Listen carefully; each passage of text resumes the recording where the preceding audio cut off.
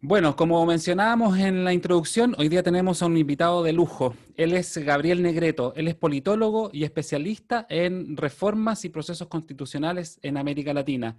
Tiene un largo currículum que no les vamos a explicar en detalle, pero sí podemos decir que él es profesor del Instituto de Ciencias Políticas de la Universidad Católica de Chile y además su investigación se centra en política constitucional comparada, en reformas electorales y constitucionales, diseños institucionales y todo esto en comparación, con énfasis en América Latina. Gracias, Gabriel, por aceptar nuestra invitación a este programa para hablar sobre procesos de reformas constitucionales.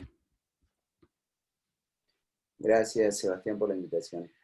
Partamos entonces con la primera pregunta, la idea más general. Si bien se supone que en general las constituciones tendrían que ser estables, estas tienden a cambiar y a veces tienen numerosos cambios. En perspectiva comparada, ¿cuánto cambian las constituciones en el mundo y en especial en América Latina?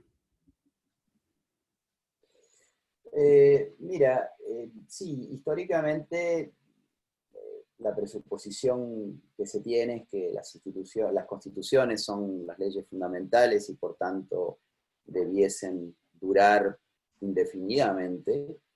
Y tendemos a asociar la duración de las constituciones a las democracias más consolidadas, en donde las constituciones han cambiado poco o muy poco en el tiempo, en términos comparados, como por ejemplo el caso norteamericano, que todavía tiene a su constitución sancionada en 1787.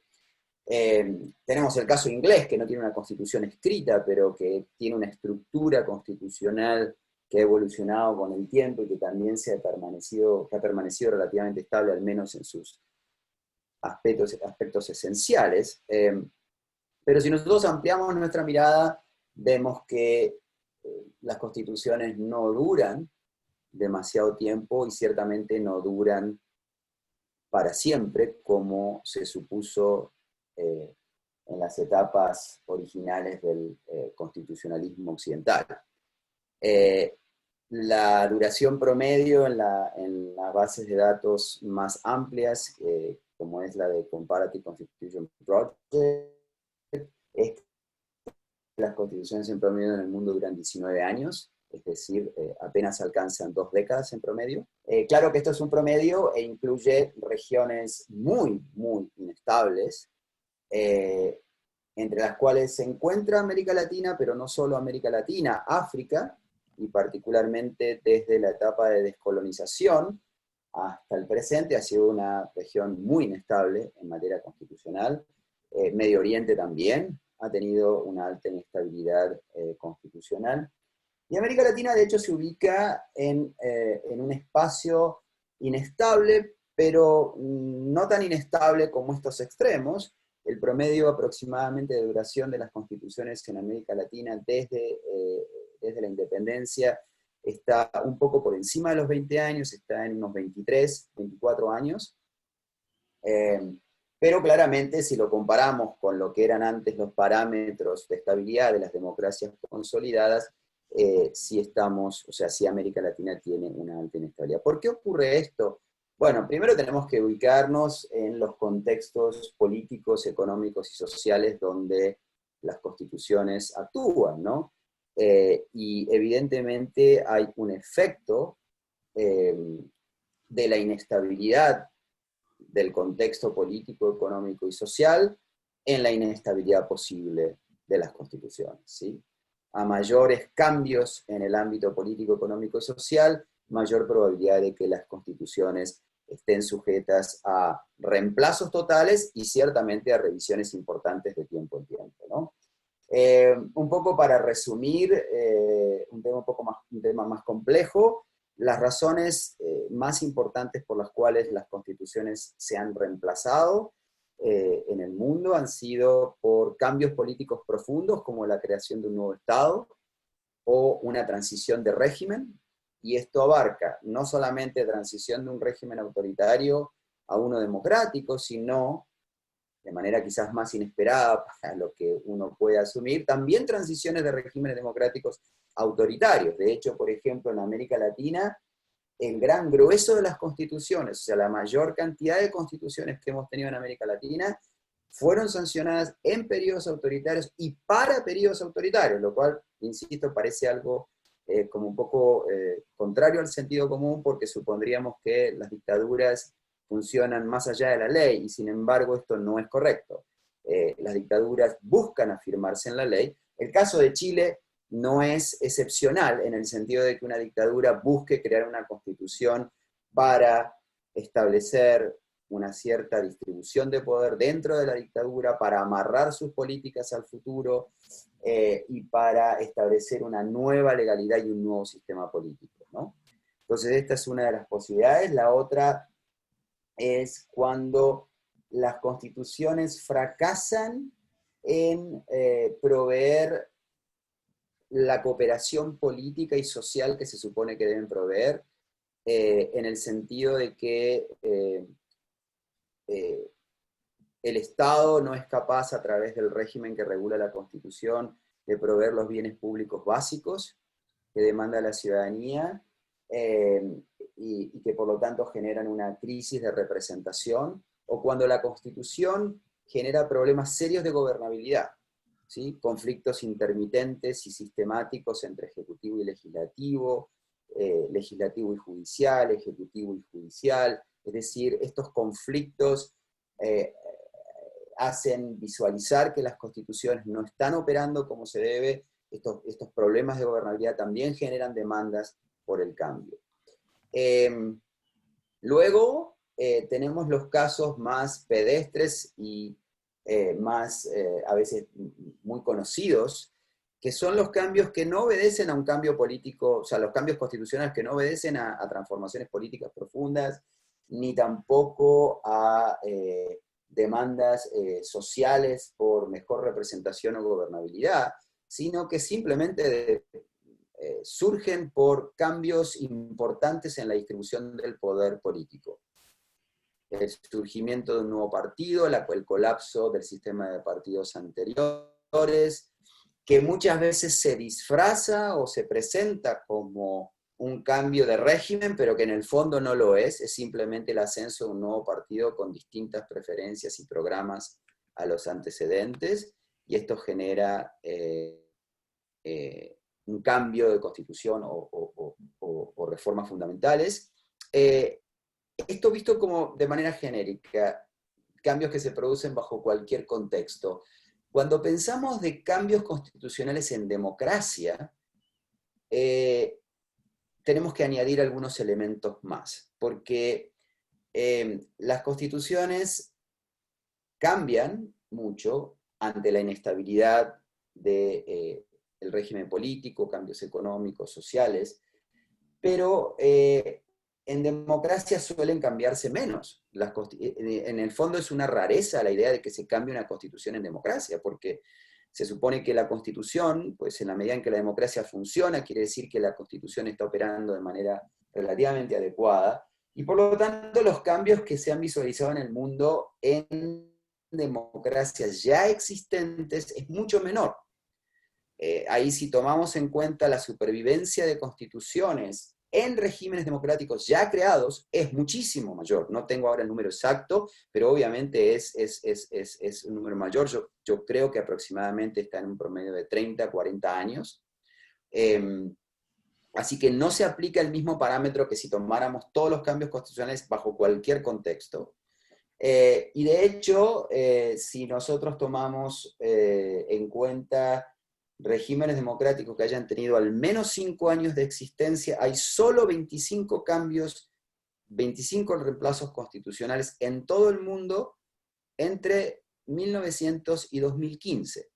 Es decir, que esto reafirma la idea de que en realidad los cambios constitucionales en democracia son relativamente más escasos que los cambios constitucionales ante la fundación de un nuevo Estado, cambio de régimen, y también en relación a cambios distributivos profundos que se supone que una democracia debería ser relativamente inmune a cambios porque simplemente gana un nuevo partido o aparece un nuevo programa partidario en el gobierno.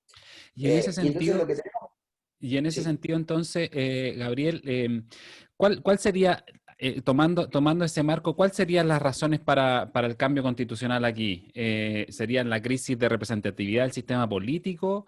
¿Serían también el hecho de que no cambiamos la constitución cuando se cambió de régimen político?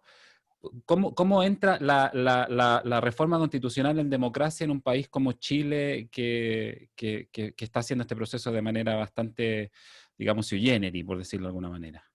Sí, sí, efectivamente a eso me iba a referir. Gracias, Sebastián.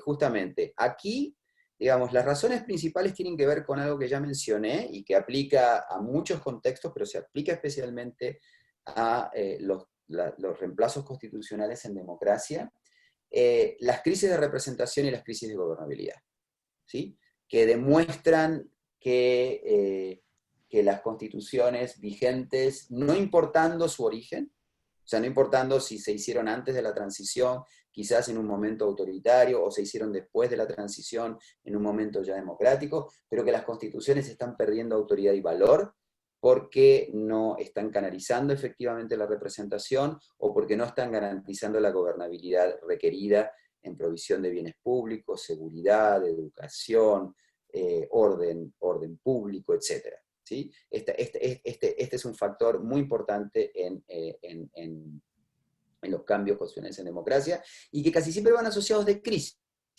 ¿Sí? Es decir, estos problemas de representación y de gobernabilidad suelen generar crisis sociales y políticas, ¿sí? Que generan demandas para un reemplazo. ¿Sí? Entonces, aquí se ubica el caso de Chile, pero con la peculiaridad de que también aquí se suma el cuestionamiento del origen, ¿sí? Es decir, del hecho de que la Constitución fue sancionada en un proceso inicialmente autoritario, se fue sancionada en dictadura, la Constitución chilena se reforma de manera bastante importante en 1989, pero también con un peso y una influencia del régimen autoritario saliente muy fuerte, ¿sí? Casi diría que en el fondo es casi una imposición con ciertas concesiones que no contradecían los intereses fundamentales del régimen autoritario saliente que se hace en el 89. El reclamo por, digamos, la necesidad de cambiar la Constitución por un simple cuestionamiento de la legitimidad de origen, yo creo que es más débil que el reclamo y los procesos donde efectivamente se activa un reemplazo constitucional por crisis de representación y crisis de gobernabilidad. ¿Por qué? Porque si una constitución sancionada originalmente en un año y bajo un proceso autoritario, luego se adapta al proceso democrático y funciona adecuadamente, el desempeño económico, político del régimen democrático es adecuado bajo esa constitución reformada, y la ciudadanía está relativamente satisfecha con el desempeño del régimen político, es probable que esa constitución se mantenga a pesar de el carácter espurio de su origen. ¿Me explico? Entonces, yo creo que el origen ilegítimo de la Constitución de 1980 se suma, y particularmente en el caso de Chile, porque Chile tiene un trauma bastante importante con todo el proceso de transición por el peso, la fuerza que tuvo el régimen autoritario al momento de diseñar la nueva democracia, pero yo creo que es más la crisis de representación la que ha producido esta demanda que el origen, porque como dicen algunos críticos del cambio, y en este aspecto tienen cierta dosis de razón, es que pues, esta Constitución de 1980, reformada en el 89, sufrió muchas reformas que han democratizado la Constitución, o sea que en realidad se ha rectificado en cierta manera ese origen. Lo que no se ha rectificado es que hay aspectos de esa Constitución y de cómo sancionó, el espíritu que generó, las prácticas que generó, que hoy están siendo cuestionadas y que han dado lugar a una crisis. Otro elemento, y con esto termino ese punto de tu pregunta, que se presentan los cambios constitucionales en democracia y que se relaciona también a estas crisis de representación y gobernabilidad, pero no necesariamente, es la idea de profundizar un proceso de democratización, que pudiera darse sin crisis, Por ejemplo, cuando se ha discutido en Europa eliminar un Senado por considerarlo una Cámara que todavía representa intereses no democráticos o miembros no electos, o incluso para democratizar aspectos esenciales del sistema electoral, como por ejemplo pasar de un sistema mayoritario a representación proporcional, muchas veces esos cambios se han visto como inadecuados para hacerlo por una mera enmienda, y por supuesto inadecuados para establecerlos a través de una interpretación judicial. Entonces se ha recurrido al cambio constitucional. Por ejemplo, en Dinamarca, ¿sí? Se cambia en 1953 la Constitución para eliminar la segunda Cámara. No hubo una crisis política y social de dimensiones, pero se consideró necesario establecer una nueva Constitución para crear un parlamentarismo democrático unicameral.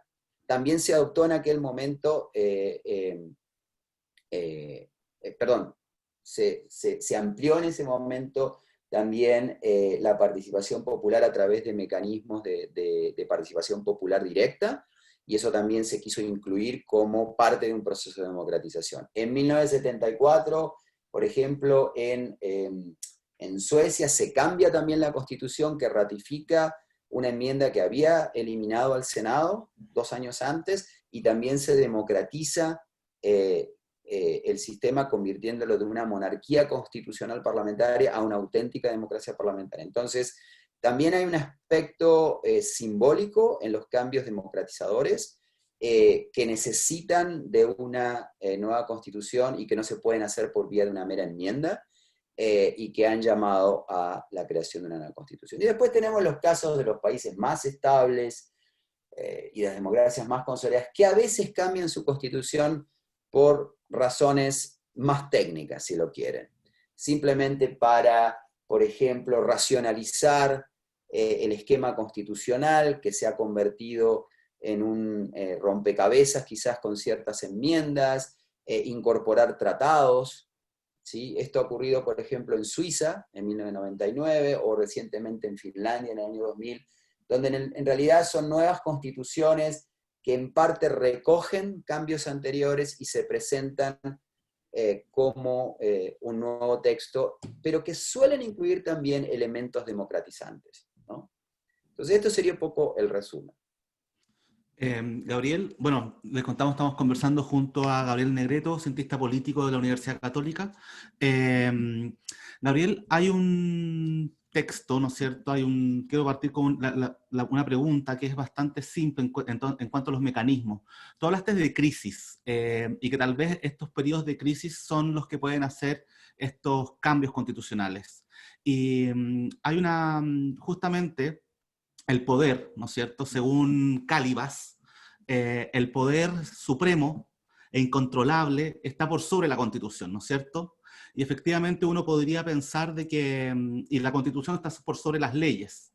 Eh, cuando el pueblo tiene como, estoy preguntándolo desde el punto de vista de la crisis que tuvimos en octubre y cómo eso se puede representar y organizar en una constitución ciudadana, ¿no es cierto? En el cual, ¿cuáles podrían ser los ejemplos que puede existir para organizar una demanda de cambio constitucional, ya sea por una vía institucional, como es el caso de Uruguay tal vez, o lo que tú comentabas, como la vía de las enmiendas, que finalmente van a estar tratando de parchar estas constituciones, o simplemente dar el paso a una enmienda, que es el caso de Chile, cambiar un artículo de la Constitución, que también es el caso de Bolivia, para poder reformular toda esta Constitución, pero no sé si a espaldas de la ciudadanía, pero recién ahora se está incorporando justamente a la ciudadanía el tema de los quórum, de las cuotas, de cuántas personas independientes fuera de partidos políticos pueden ingresar a redactar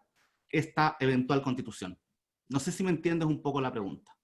Sí, sí, Javier, no, es una pregunta muy importante y ha estado presente no solo en Chile, sino en otros países cercanos, aquí en la región latinoamericana, que también tuvieron procesos de crisis, de los cuales surgió el reclamo de una nueva constitución en democracia, como fue, por ejemplo, el caso de Colombia, entre el 89 y el 90, y que también ha sido parte de procesos de cambio en Venezuela, en Ecuador y en Bolivia, ¿no?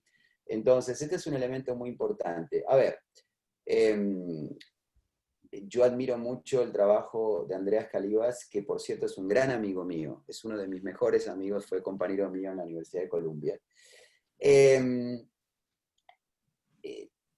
Sin embargo, creo que hay un problema en las teorías del poder y de la soberanía que evocan la teoría clásica y revolucionaria del poder constituyente del pueblo, para entender cambios dentro de un régimen democrático existente.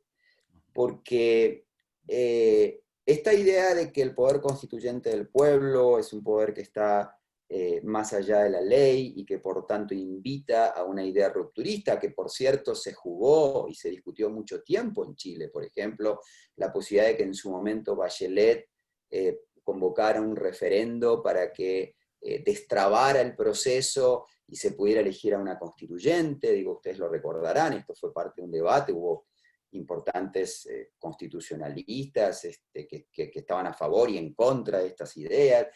Bueno, yo creo que aquí está el problema de esta teoría del poder constituyente, que tiene elementos muy interesantes y elementos, digamos, muy valiosos para la teoría democrática, pero que sin embargo no solamente son inadecuados para pensar en un cambio constitucional en democracia, sino que incluso llevan a una visión distorsionada de la forma en que se expresa la voluntad popular, ¿sí? Porque supone una expresión de la voluntad popular fuera de canales institucionales, que esto corresponde a la idea revolucionaria, es decir, la idea revolucionaria, la que se expresa en Francia y que lo traduce luego en un escrito que era un panfleto originariamente, como que es el tercer estado de Sieyès, esta idea, digamos, de que el poder constituyente está en estado de naturaleza y permanece en estado de naturaleza porque siempre es una potencia crítica del sistema constituido, claramente tiene una visión crítica y democratizadora en el sentido de que genera la idea de un poder que está latente y que puede siempre proponer cambios al sistema existente. Sin embargo, la voluntad popular solo se expresa de manera aceptable, y en el sentido digo aceptable por parte de aquellos que pierden cuando no hay unanimidad, cuando se manifiesta a través de canales regulados legalmente. Y esto es efectivamente el caso cuando los cambios se producen en democracia. Una democracia puede entrar en crisis. Se puede criticar al sistema, de hecho, en muchos casos, como ha sido el caso chileno, viene acompañada de una fuerte crisis al sistema representativo, es decir, no se le cree a los representantes, se cuestiona al Congreso, pero sin embargo esto no puede ocultar el hecho de que esos representantes, incluso cuestionados por un número importante de ciudadanos, fueron votados por otros ciudadanos bajo un proceso que fue legítimo. Entonces no se puede acallar la voz de esos representantes que, aún siendo hoy cuestionados por un sector importante, han sido considerados por otros como legítimos, y viceversa. Es decir, existiendo elecciones libres y equitativas y existiendo instituciones representativas débiles, cuestionadas y delegitimadas, de todas maneras no es argumento para evocar la idea revolucionaria del poder constituyente y proponer una ruptura total. Ahora, esto genera, y esto creo que ha sido el canal que eligió en su momento Bachelet, y es el canal que va a imprimirle una característica especial al proceso chileno, porque es la idea de un proceso con continuidad legal, que yo creo que es una visión adecuada, y es una visión adecuada incluso desde de una idea del poder constituyente que elimine o que atenúe esta visión radical y revolucionaria. Y por cierto, no es para hacer propaganda de este libro que acabo de editar y que está publicado ahora por Cambridge University Press, pero hay un excelente trabajo de Joel Colón Ríos, donde justamente discute este punto, en donde lo que él argumenta, y yo creo que con muchísima razón y con datos históricos y y teóricos muy, pero muy fuertes, el hecho de que la teoría del poder constituyente es incompatible con un proceso en donde el contenido de lo que se vaya a decidir se decida absolutamente al margen, digamos, de la ciudadanía, sin ningún tipo de proceso de intervención popular directa, pero es decir, donde se pongan, por ejemplo, restricciones, donde se organice un proceso constituyente, donde se predetermine qué instituciones se van a mantener y qué instituciones no se van a mantener. Es decir, eso, restringir el contenido de las decisiones con intervención popular, eso sí sería contrario. Pero regular el procedimiento no solamente no es contrario a la teoría del proceso del poder constituyente, sino que aún preserva los elementos pluralistas de un poder constituyente visto de una manera sociológica real, ¿no? Entonces, quisiera conectar eso con algo que tú has mencionado en otros espacios a propósito de la discusión sobre los 2/3, que ha estado tan presente, sobre todo estas últimas 2 semanas, respecto de si las enmiendas se tienen que aprobar a partir de 2/3. Hay una forma de regulación de cómo se va, digamos, a llegar a acuerdos. Y has mencionado que en general este mecanismo está presente en el mundo, que no es necesariamente un mecanismo autoritario o contrademocrático, esta idea de avanzar hacia un proceso constituyente que tiene reglas de este estilo como 2/3 u otras formas de quórum mayoritarios que de alguna manera no limitan ni restringen el proceso, sino que más bien lo soportan o le dan continuidad a esta lógica de un proceso armónico, si se quiere llamar de alguna manera, ¿no? sí, mira, y qué bueno que lo mencionás para completar un poco la respuesta, porque iba ahí a ese punto. Es decir, lo delicado del problema, el desafío que presenta la creación de una constitución nueva en democracia es precisamente el balance entre la continuidad y la transformación, ¿sí? Es un balance muy delicado y muy inestable, que depende de muchos factores. Y hay, digamos, dos peligros. Hay dos peligros que son importantes superar en este balance. Uno es el peligro del bloqueo minoritario, es decir, el bloqueo minoritario que de pronto traba un proceso reclamado por la ciudadanía. Ahora, el otro peligro es la captura mayoritaria por una coalición, por un partido, por un grupo, que de manera facciosa usurpe el reclamo de la soberanía popular para imponer contenidos por la mera fuerza numérica. Esto ha ocurrido en muchos casos, los más tristemente famosos o poco famosos son los casos de Venezuela en el 99 y de Ecuador en el 2008, ¿sí? En donde se utiliza de manera perversa, yo diría, la teoría revolucionaria del poder constituyente para justificar la usurpación y la captura del proceso y luego la captura del Estado por una mayoría política, por un grupo político.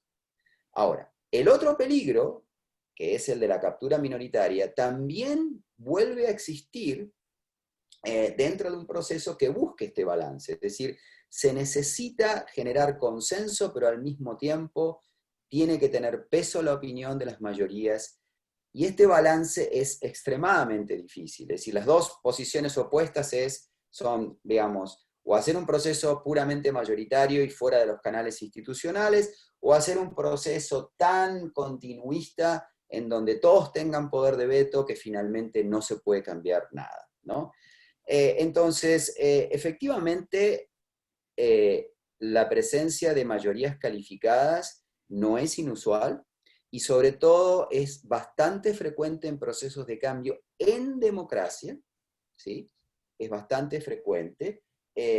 Por mencionar algunos casos, Kenia en el 2010, en un proceso muy conflictivo y muy dramático que ocurrió después de la elección allá en el 2007, genera una constitución que exige la aprobación del 65% de los miembros de la Asamblea. Ocurrió en Sudáfrica, ¿sí? Entre el 92 y el 96, también la exigencia de una mayoría calificada.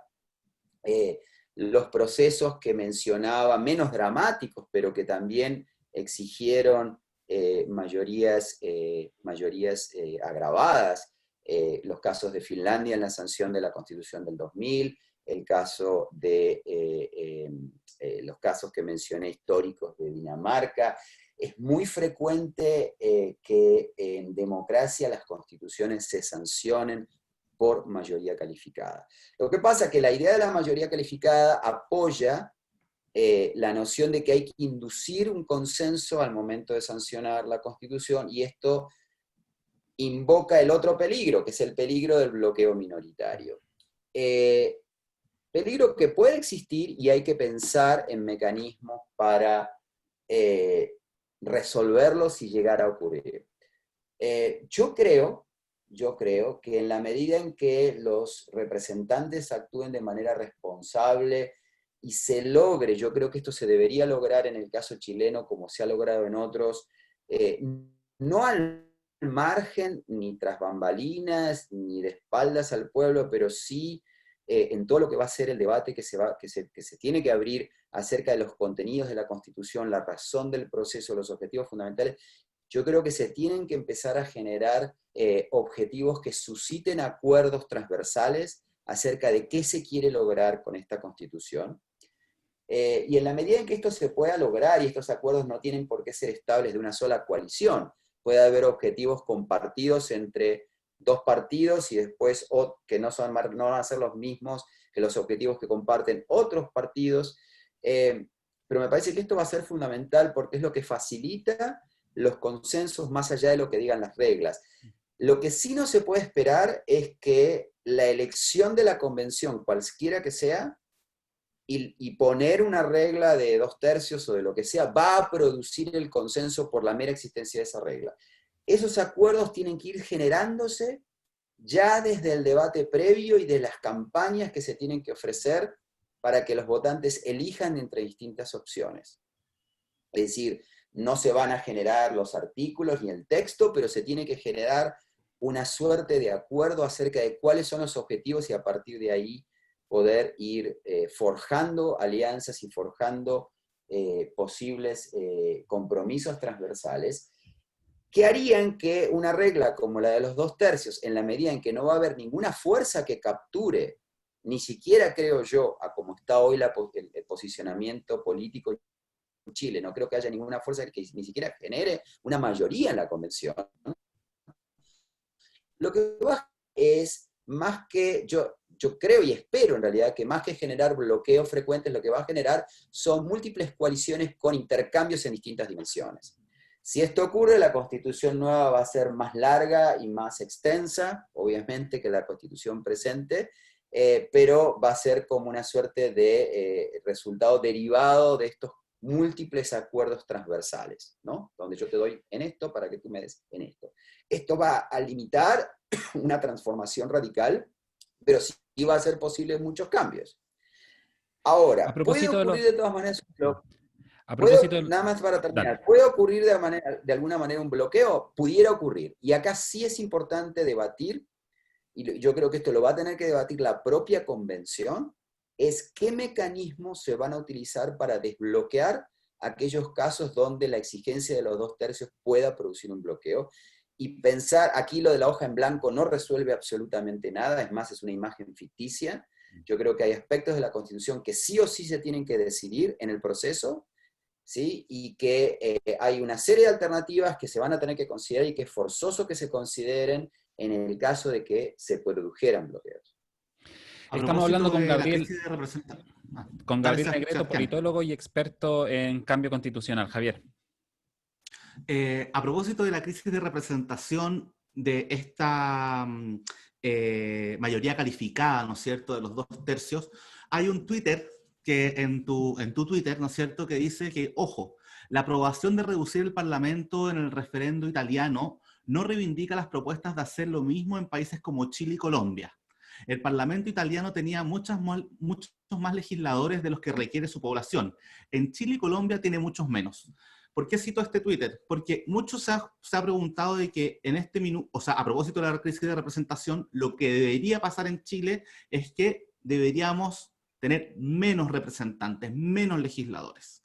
Y eventualmente, eso podría generar, ¿no es cierto?, para poder justamente tratar de representar más o mejor y evitar esta coalición tan partidista, ¿no es cierto?, en este sistema multipartidista que tenemos en Chile.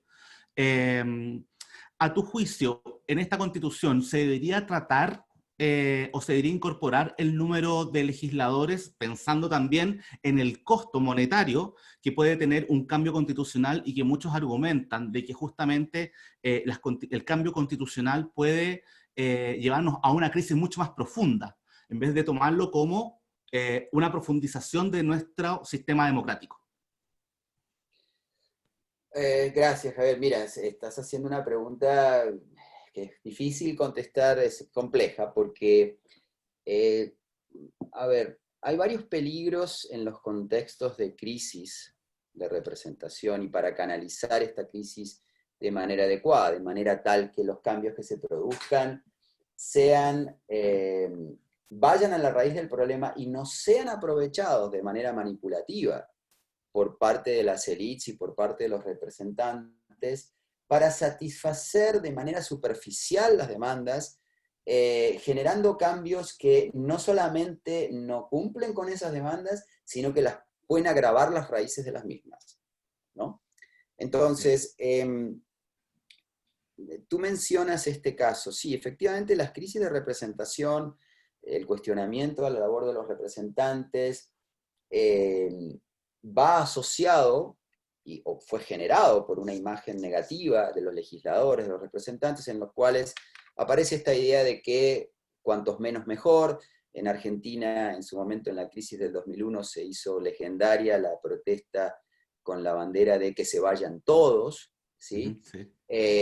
Esto en Perú está a la orden del día, y en países con altos con altos niveles de desconfianza popular en las instituciones representativas, partidos, congresos y demás, está muy presente. Hoy se está discutiendo en Colombia, se empezó a discutir aquí en Chile. Bueno, acá hay un problema y tiene que ver con la forma en que se deliberan los cambios, ¿sí? Que es un tema muy delicado, porque requiere responsabilidad de los actores políticos y requiere canalizar la participación popular para incrementar la deliberación pública y el conocimiento de la importancia de los cambios. ¿Qué es lo que hace una propuesta como reducir el tamaño del Congreso? Es tomar los prejuicios existentes en base a una demanda legítima y aprovecharlos para propósito de corto plazo. Reducir el tamaño del Congreso cuando se está cuestionando su representación es una medida absolutamente perversa.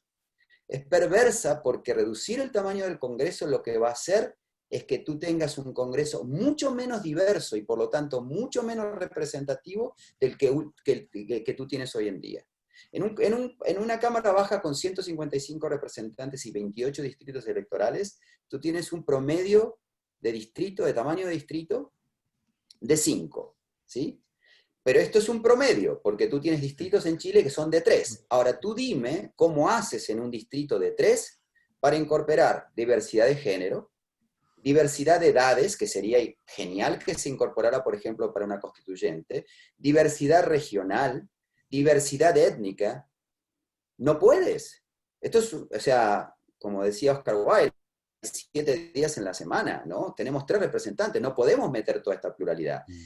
La diversidad de la representación depende de qué tanta posibilidad tenemos en la distribución de cargos representativos de incorporarla.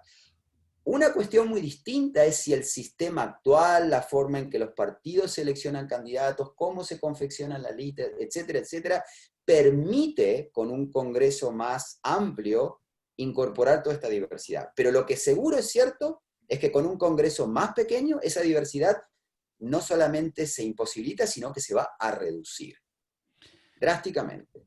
Es decir, hoy Chile tiene aproximadamente, más o menos, unos 100 representantes en su Cámara Baja, menos de los que debería tener para el tamaño de su población.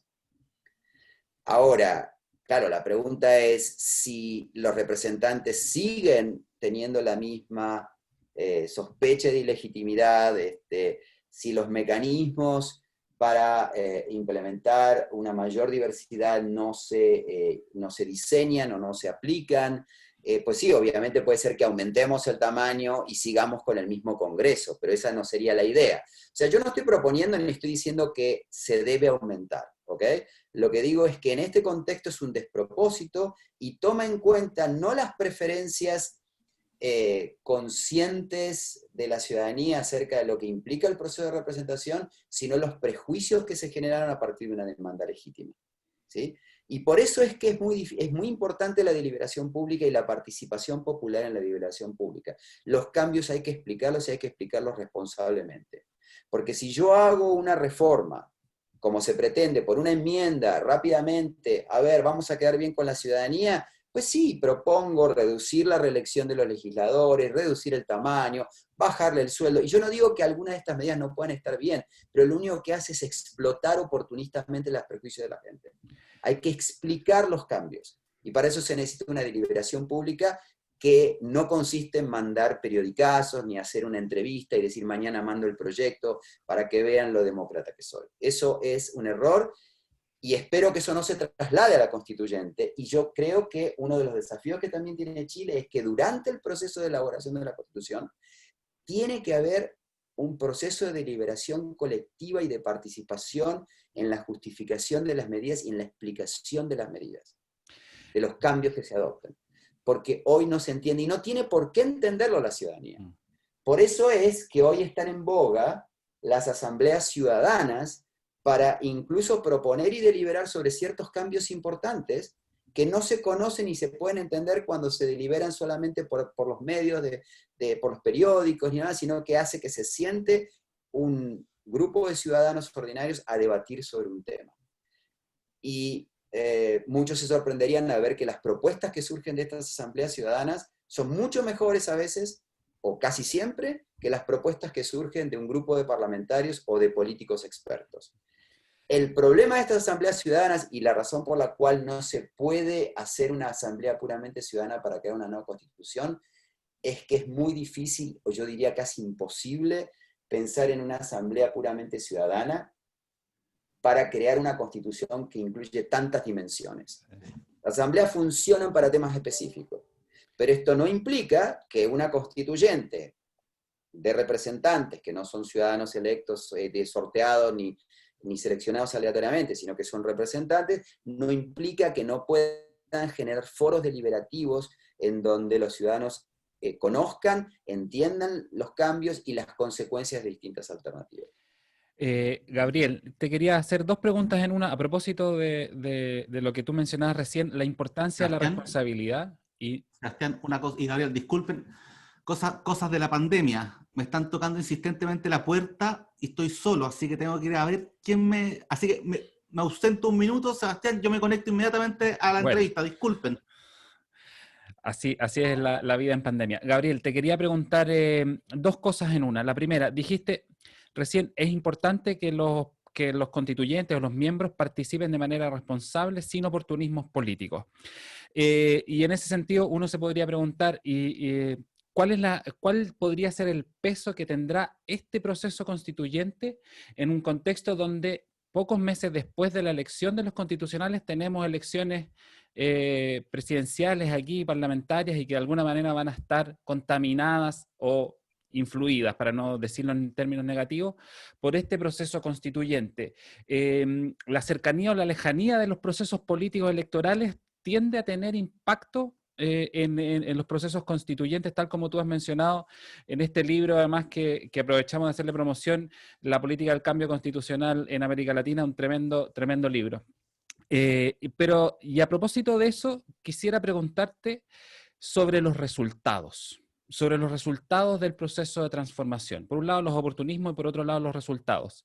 En general, has mencionado, y quisiéramos profundizar en eso, que en general los resultados tienden a ser contradictorios. Hay más participación popular, se avanza en participación popular, pero al mismo tiempo, por un lado, se avanza en mayor poder para las presidencias, o hay algunas contradicciones entre los poderes del Estado, y de alguna manera hay una negociación que podría, no sé, ahí te lo pregunto, si genera una especie de suma cero. Por un lado avanzamos en democracia, pero por otro lado tendemos a perder parte de esa democracia. ¿Qué podríamos pensar, pronosticar a partir de nuestra crisis de representación respecto del proceso constitucional que vamos a vivir ahora? Mira, a ver, sí, el tema del oportunismo, bueno, lo vincula a lo que venía diciendo, es que las propuestas tienen que ser pensadas de manera responsable en el sentido de no meramente querer satisfacer un prejuicio o una demanda que va a tener, va a estar aprobada por el clamor popular, pero sin reflexión sobre sus consecuencias, pero que esto también se va a hacer asumiendo que va a haber una deliberación pública, una deliberación participativa en donde las propuestas van a estar sujetas a crítica y donde se va a tener que exponer ante los otros representantes de otros partidos y ante la ciudadanía, digamos, en qué consisten las consecuencias de estas reformas, ¿no? Aquí yo creo que todo lo que incremente la deliberación pública y la participación ciudadana durante el proceso, o sea, no solamente por esto no se juega en el plebiscito de ahora ni en el plebiscito de ratificación, aunque va a ser importante para qué tanto valor tenga el plebiscito o el referendo de ratificación, ¿no? La información que se haya generado acerca del porqué y de la importancia de los cambios.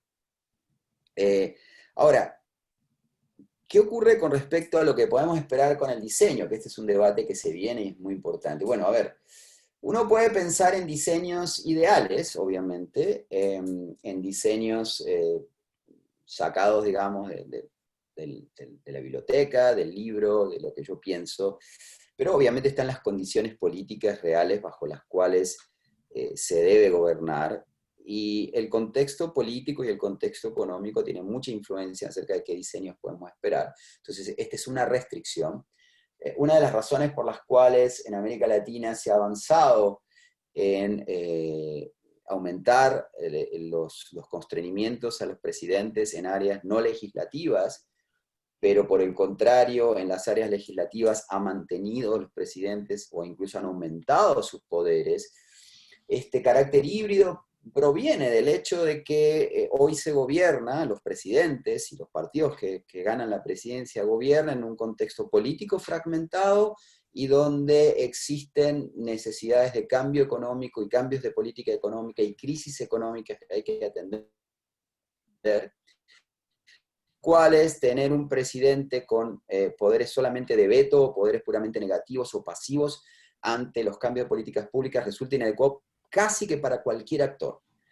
Con lo cual, aquí se generan compromisos en donde los presidentes ganan en algunas áreas, sobre todo en las áreas legislativas, pero pierden en otras. No es esto completamente indeseable. Yo, por ejemplo, en trabajos anteriores, no tomé una perspectiva normativa acerca de cómo evaluar estos procesos, simplemente mencioné los elementos en tensión. Y aquí, digamos, lo que uno esperaría, por ejemplo, en el caso chileno, es que partiendo de un contexto donde se cuestiona el carácter restrictivo que ha habido de ciertos aspectos de la Constitución sobre las mayorías, en los quórum calificados y todo esto, se pase a un sistema ciertamente más mayoritario. Yo no encuentro razones por las cuales una ley de reforma al sistema educativo no pueda pasar por una mayoría normal en el Congreso. No encuentro un justificativo en principios democráticos. Tampoco lo encuentro por el cual la regulación de las fuerzas de seguridad tenga que tener ninguna mayoría calificada, ¿sí? O sea, todo esto, todo lo que ha sido la lista de los... Es decir, aquí hay una reacción que va a tener que producir efectos. Ahora, lo esperable sería que otra vez, pensando en la responsabilidad de los representantes y pensando en los balances y en la pluralidad que tenga la Asamblea, yo creo que tampoco tiene que irse al extremo de crear un sistema hipermayoritario, ¿no? Creo que debería atenuarse el poder del presidente. El poder del presidente chileno es fuerte, pero no creo que se debiera, y tampoco tengo esperanzas de que se pueda y que haya acuerdos para disminuir drásticamente sus facultades, ¿no? Creo sí que va a haber que sería importante que se revisaran ciertos aspectos en materia de estados de emergencia, que se revisaran aspectos en el proceso legislativo, quizás nivelar un poco más las potestades del Ejecutivo en materia de elaboración de presupuesto, pero tampoco pasar a un extremo opuesto, porque es un hecho que Chile, igual que el resto de los países de América Latina, va a gobernar con congresos fragmentados, en donde las necesidades económicas reclaman que los presidentes tengan un nivel de influencia mayor al que quizás debieran tener en contextos más estables, ¿no? Con respecto a la participación, y muchas otras cosas, los derechos sociales, aquí otra vez vuelvo a la responsabilidad del oportunismo y la importancia de generar compromisos en donde se delibere y se justifique ante la ciudadanía y ante la multiplicidad de representantes las consecuencias. El tema de los derechos sociales es lo mismo. Es decir, yo soy muy favorable a nuevos derechos, al fortalecimiento de los derechos existentes, a la ampliación de los derechos sociales, pero también creo que es importante tener una perspectiva responsable en la cual tenemos que llegar a un acuerdo acerca de qué derechos son más importantes realizar en el corto y mediano plazo que otros. Si nosotros creemos que hay un derecho a la salud que es importante, hay que cristalizarlo de esa manera y disponer medios legislativos y administrativos que hagan posible, ¿sí?, la realización de ese derecho, ¿sí?, de una manera más efectiva. No quiere decir que los otros derechos no, pero quiere decir que hay que pensar con responsabilidad qué nuevos derechos se van a incorporar. Esto difiere mucho lo que digo de la crítica conservadora de que los derechos sociales no sirven para nada porque al final son declaraciones retóricas. No, no lo creo así. Pero lo que sí creo es que pensar exclusivamente en ampliar por ampliar, sin pensar en los medios legales y administrativos y obviamente económicos que hay que tener y que se pueden regular, aunque sea de manera genérica y por principios en la propia Constitución, me parece fundamental.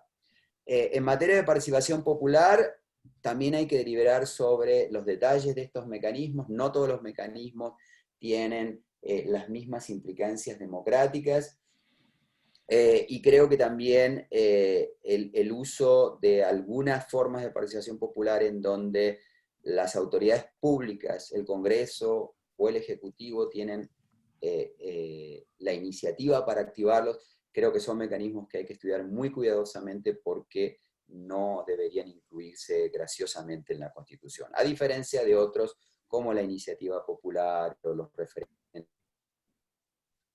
a través de firma y demás, que sí me parecería adecuado. Pero otra vez, esto requiere responsabilidad, requiere pluralidad, que la va a haber, yo creo, en el ambiente de la convención, y requiere una divulgación pública amplia que no simplemente tiene que consistir en la televisación de los debates durante la convención, sino en instrumentar foros e instancias de deliberación pública ciudadana para que se entiendan las reformas, para que se discutan las reformas y que así también adquieran más legitimidad, porque aunque se logre un acuerdo de mayorías calificadas, el gran riesgo en Chile también es pensar que esta nueva constitución terminó siendo otra vez un acuerdo de cúpulas. Perfecto. Sebastián.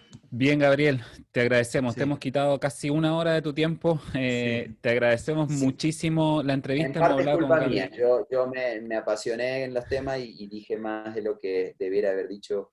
Está perfecto. Hemos aprendido muchísimo de tu conocimiento y tu experiencia. Te agradecemos nuevamente haber estado con nosotros en este programa. ¿Alguna reflexión final breve sobre dónde tendríamos que poner ojo antes de iniciar este proceso? Bueno, ahora, pues en lo inmediato, yo creo que es preciso, digamos, difundir y concientizar a la gente de los recaudos y de la importancia de votar en este plebiscito de entrada, donde el voto no va a ser obligatorio, y hacerlo precisamente concientizando a la gente de los resguardos que ya se han establecido, pero que yo siento particularmente que no están siendo, quizás un poco por la situación que estamos enfrentando en la pandemia, por la falta de diálogo que estamos teniendo con otra gente, pero siento que no hay una concientización lo suficientemente fuerte y expandida acerca de cómo se va a proceder en la votación. Creo que ya está, el CERVEL lo anunció, pero me parece que es importante que esto se entienda y que la ciudadanía entienda la importancia de ir a votar, y que en un segundo paso se exija a los partidos y a la campaña que va a suscitarse por el voto, luego a la convención en cualquiera de sus formas, la presentación de programas con contenidos razonados acerca de los cambios que se van a implementar o a proponer, mejor dicho, o sea, que cada fracción política va a proponer. Y aquí me parece que es importante las demandas de la sociedad civil, la demanda dentro de los partidos, para que esto se haga de una manera responsable, no oportunista, y en vistas a no solamente ganar la elección y los escaños, sino de pensar en lo que va a ser realmente el contenido de la Constitución una vez que termine este proceso, ¿no? Bien, Muchas muy gracias, interesante. Gabriel. Muy interesante la entrevista. Gracias por compartir todos estos conocimientos. Le recordamos a la gente que conversamos con Gabriel Negreto, él es profesor de Ciencia Política del Instituto de Ciencia Política de la Universidad Católica, además de profesor visitante de muchas otras universidades, y su investigación se centra principalmente en la política constitucional comparada, reforma electoral y constitucional, dentro de otros temas. Muchas gracias, Gabriel, por estar con nosotros. Muchas Gracias, gracias. Sebastián, gracias, Javier, y bueno, estamos a la orden, en otras circunstancias seguramente nos veremos, ¿ok? Muchas gracias. Que esté muy bien. Muchas gracias. Que estés Hasta muy luego, bien. que estés muy bien, adiós.